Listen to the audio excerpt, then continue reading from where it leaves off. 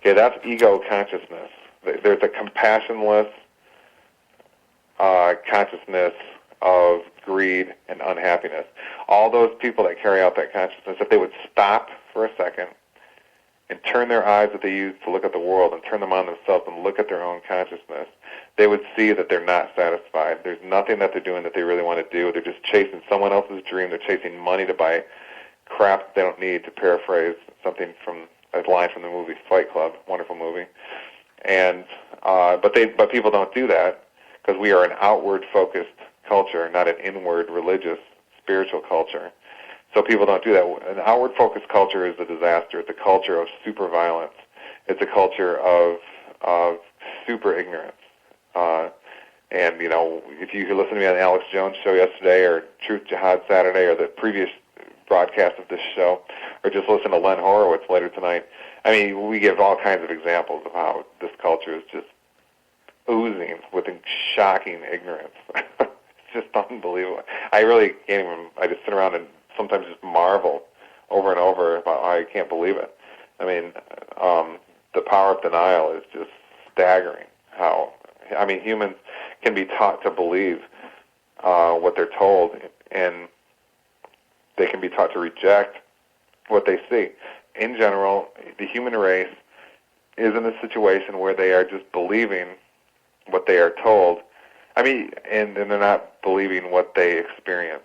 Okay, so that's the definition of an unscientific culture. An unscientific culture rejects what they're told and trusts what they experience. That's also the definition of a religious culture, by the way.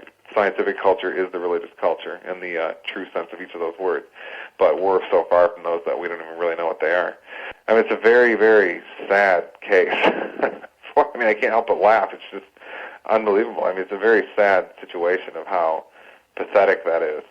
I mean, we've got these brains on our head that are just simply not being used. And I'm not saying that as a figure of speech. I'm saying that literally. I mean, these brains that we have are portals that our consciousness uses to realize itself in material reality and the spiritual dimensions as well that we discussed a couple minutes ago. But if you're spending your life working at some job that robs your soul and that you hate and takes you away from your children and your family and so forth, and then you spend your time after that work watching the mind control box called the TV, you're going to have what's called a dormant brain. It's not being utilized.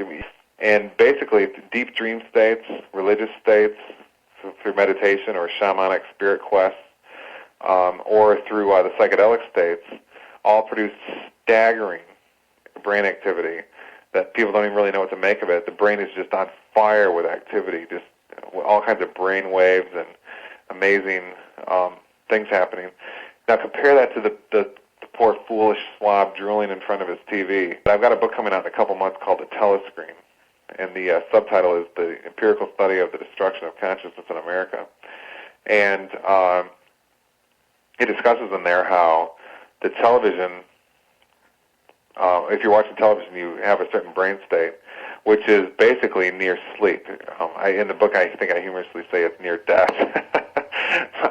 But of course, it's not really true, I don't think. I mean, just compare that to the Zen monk meditating with brain activity that is just on fire, pun intended. And the contrast is truly unbelievable.